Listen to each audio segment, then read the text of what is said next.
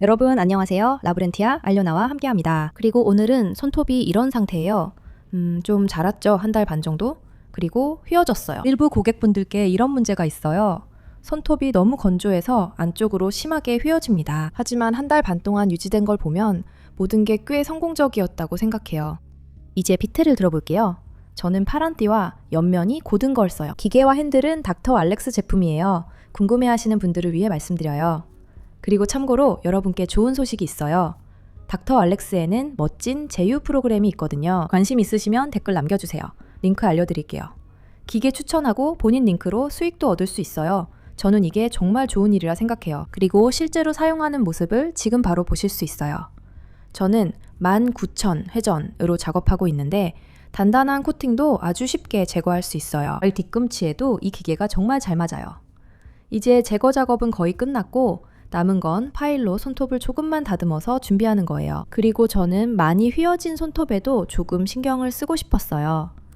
제거 후에 검지 손톱이 이렇게 보입니다. 이제 약지 손톱에서 젤을 제거하면 어떻게 보일지 보여드릴게요.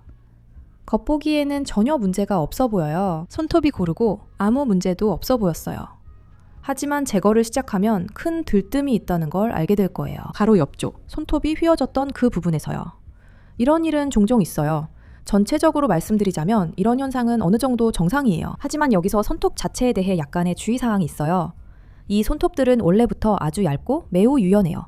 그리고 촉촉해요. 손톱 표면이 촉촉하거든요. 하지만 그럼에도 불구하고 손톱이 자라나면 아주 건조하고 쉽게 부서지게 돼요. 그래서 이런 썩 좋지 않은 결과가 나타나는 거죠. 하지만 쉽게 해결할 수 있어요. 그냥 일반 젤이나 폴리젤 또는 듀얼폼을 사용하면 돼요. 본인에게 편한 방법을 선택하시면 돼요. 저는 이제 바로 매니큐어 작업에 들어갈게요. 니폰 니퍼스의 P06 푸셔를 사용해요. 이건 클래식한 푸셔로 아주 편안한 인체공학적 형태예요. 이제 파일로 손톱을 준비할게요. 항상 스펀지 베이스 파일을 쓰고 이건 180그리드예요. 이 파일 모양은 보트나 바나나로 불리는 것 같아요. 맞는지 댓글로 알려주세요. 항상 이름이 헷갈려요. 여기 제 탈크가 있어요. 이 탈크는 이제 제 부적처럼 되어버렸어요. 왜냐하면 페스티벌 때부터 가지고 있던 거거든요. 이제 파일링을 하고 싶어요. 보이시죠? 여기 스티커가 아직 남아있어요. 무대에 설 때 브랜드를 스티커로 가려 관객들이 기술에만 집중할 수 있게 해요. 그래서 스티커가 남아있는 거예요. 그리고 이 통은 저한테 정말 익숙해졌어요. 솔직히 말하면 저는 항상 여기에 탈크를 더 채워 넣어요. 이미 오래됐지만 뭔가 정말 애착이 가는 통이 되어버렸어요. 아무튼 제가 탈크에 대해 이야기하는 동안 이미 비트로 손톱 준비 작업을 끝냈어요. 이제 남은 건 큐티클을 자르는 것 뿐이에요. 저는 이 작업을 위해 끝이 구부러진 가위를 사용할 거예요. 이 모델은 S04J예요. 이건 쉽게 사용할 수 있어요. 발베르스나 존드 또는 그냥 인터넷에서 니폰 니펄스라고 검색하시면 돼요. 보시다시피 가위가 아주 날카로워요. 저는 이 가위를 산 이후로 아직 한 번도 갈지 않았어요.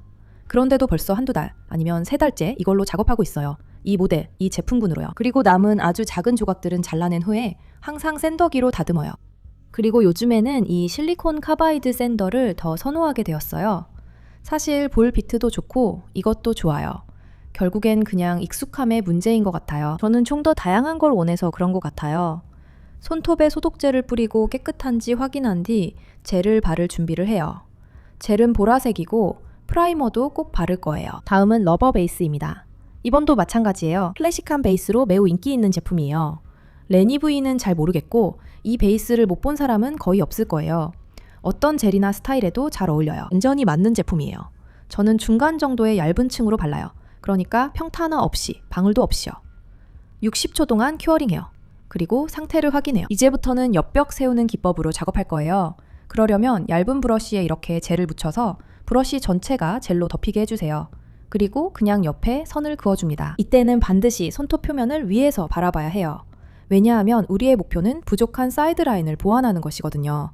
그리고 그건 위에서 봐야만 확인할 수 있어요. 옆에서가 아니라 꼭 바로 위에서 봐야 해요. 제가 위에서라는 말을 여러 번 했으니 이제 기억하실 거예요. 꼭 기억해 두세요. 방법은 아주 간단합니다. 이렇게 옆면을 만듭니다. 이렇게 해서 우리는 옆벽을 세웁니다. 그리고 살짝 아래로 말린 손톱도 조금 들어 올려줘요. 전반적으로 아주 다용도이고 편리하고 빠르고 정말 간단해요. 그리고 전혀 특별한 기술도 필요하지 않아요. 지금 분명히 어떤 분들은 상부 폼이 더 쉬웠을 텐데 라고 댓글을 달 거라는 걸 알아요. 네, 위쪽 폼으로도 할 수 있어요. 하지만 위쪽 폼을 잘 다루지 못하는 분들에게는 이런 방법이 더 쉽고 빠를 수 있어요. 그리고 정말로 편하고 빠르게 고르게 펴지는 젤을 사용하면 전혀 아무런 문제가 생기지 않을 거예요. 색상도 정말 훌륭하고 예쁘며 기분 좋은 색이에요. 참고로 오늘은 디자인도 하고 데이지 꽃도 만들 계획이에요. 지금이 8월인데 데이지 꽃을 아직 한 번도 안 그렸네요. 참고로 젤은 따뜻해질 때 핀칭하세요. 고객이 램프 안에서 따뜻하다고 하면 그때가 적기입니다. 이렇게 우리의 결과물이 완성됐어요. 이제는 클렌저를 사용해서 끈적거리는 층을 제거할 거예요.